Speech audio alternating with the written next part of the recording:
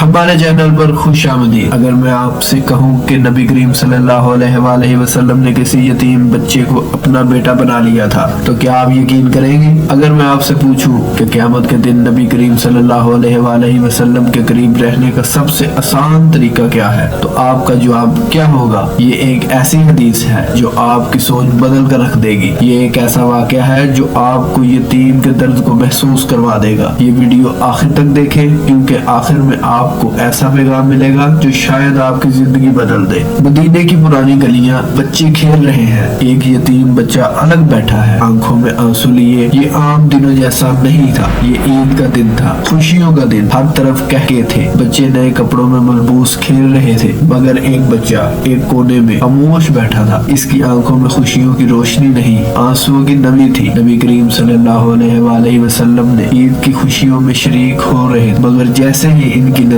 اس یتیم پر پڑی، وہ رک گئے، قدم جیسے زمین سے جڑ گئے۔ ایک لمحے میں سب کچھ بدل گیا۔ نبی کریم صلی اللہ علیہ وسلم اس کے قریب گئے اور پوچھا، بیٹا تم کیوں رو رہے ہو؟ وہ بچہ کچھ دیر خاموش رہا، پھر لڑتی ہوئی آواز میں بولا، یا رسول اللہ صلی اللہ علیہ وسلم، میرا کوئی نہیں، نہ باپ نہ ماں، میں اکیلا ہوں۔ پھر وہ لمحہ آیا، وہ جملہ آیا جو قیامت تک ہر یتیم کے لیے رحمت بن گیا۔ نبی کریم صلی اللہ علیہ وسلم نے فرمایا، بیٹا اگر میں تمہارا باپ بن جاؤں اور عائشہ رضی اللہ تعالیٰ عنہ تمہاری ماں بن جائے تو کیا تم خوش ہو جاؤ گے؟ یہ سنتے ہی اس بچے کی آنکھوں میں امید کی چمک آ گئی۔ وہ بچہ جو چند لمحے پہلے تنہا تھا، اب دنیا کے سب سے عظیم انسان کا بیٹا بن چکا تھا۔ لیکن یہاں ایک سوال پیدا ہوتا ہے، نبی کریم صلی اللہ علیہ وسلم نے یتیموں کے بارے میں اور کیا فرمایا؟ اگر میں آپ کو بتاؤں کہ یتیموں کی کفالت کرنے والے کے لیے ایک ایسی بشارت ہے جو آپ کی سوچ سے بھی بڑی ہے۔ نبی کریم صلی اللہ علیہ وسلم نے فرمایا،